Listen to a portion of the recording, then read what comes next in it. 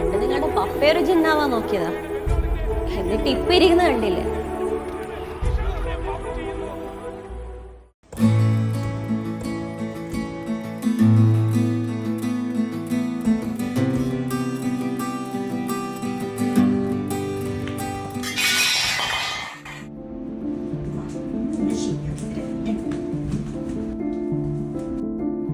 ഇത് കണ്ടോ, എപ്പോ നോക്കിയാൽക്ക് ഇവർക്ക് ഒരു കളിയേ ഉള്ളൂ. 2 അക്ഷരം പഠിക്കാൻ പറഞ്ഞാൽ കേൾക്കൂല.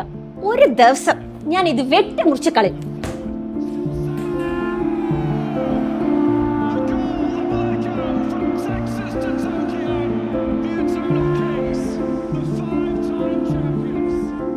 അപ്പാ, ആരാണ് ഈ ജിന്ന്? മോനെ, ജിന്നെന്ന് പറഞ്ഞാല് ഒരു സംഭവം. അതായത് സാധാരണ മനുഷ്യന്മാർക്ക് ചെയ്യാൻ പറ്റാത്ത കാര്യങ്ങൾ ചെയ്യുന്നത് ആരാണോ അവരെയാണ് നമ്മൾ ജിന്ന് എന്ന് വിളിക്കുക. എന്നാ എനിക്കും ജിന്നാവണം. എനിക്കും.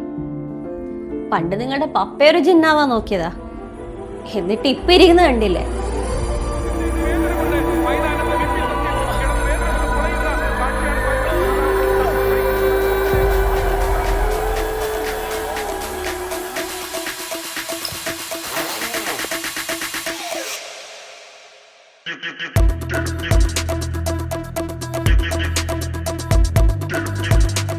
അപ്പൊ ഇതൊക്കെ ആരാ?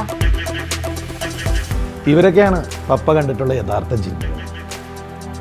ഇവരെ പോലെ ആകാന്ന് പറയുന്നത് എളുപ്പമല്ല, പക്ഷെ പരിശ്രമിച്ചാൽ നിങ്ങൾക്കത് പറ്റും.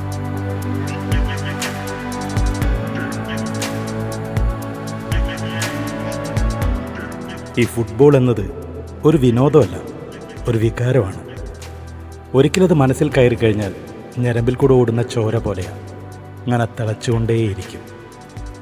അതുകൊണ്ടാണ് ലോകം മുഴുവൻ 4 വർഷം കൂടുമ്പോൾ ഒരു പന്തിൻ്റെ പുറകെ ഓടുന്നത്.